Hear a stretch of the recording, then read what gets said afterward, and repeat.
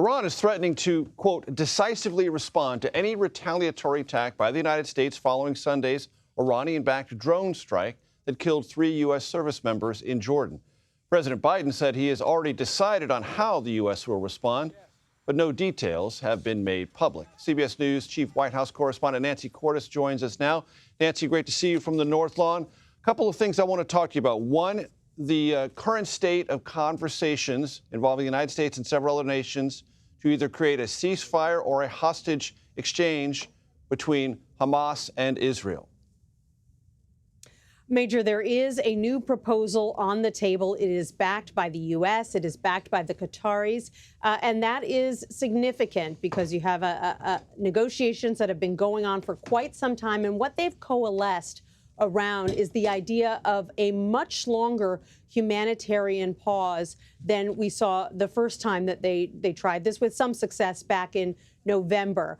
We're talking about a pause of several weeks in order to get more hostages out of Gaza. Certainly women and the elderly in the first wave, but they're hoping eventually soldiers and perhaps even the bodies of those that they know have been killed.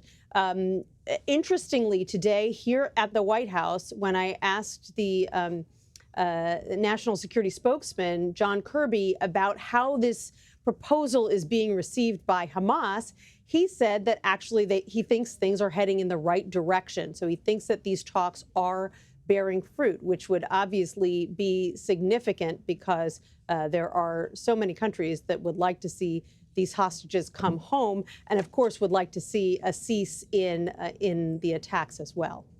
Speaking of the attacks, Nancy, one of the hardest things any president must do is either converse or write letters to families who have lost someone in the United States military in service of their country. The president spoke to the families of the service members killed in that drone attack in Jordan. What is the latest you can share with us about that? Right. Phone calls that a president never wants to make. In fact, the president said that to the families when he spoke to them by phone.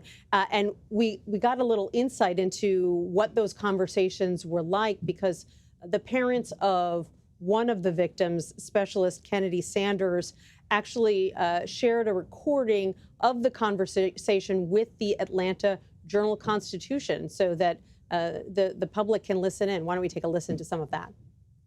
We're promoting her posthumously to sergeant. Oh, wow. That is the best news I've heard today. Thank you so much. You don't know how much that means to us. Oh, well, I tell you what, it means a lot to me.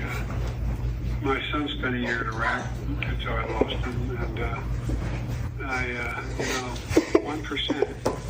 1% of all these kids are the ones that we're going to take care of 99% of us.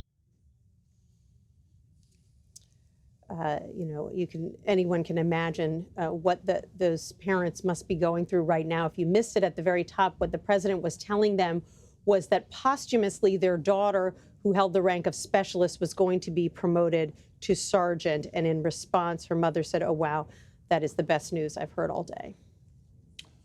Raw emotion indeed. Nancy Cordes with all the details from the North Lawn. Thank you so much.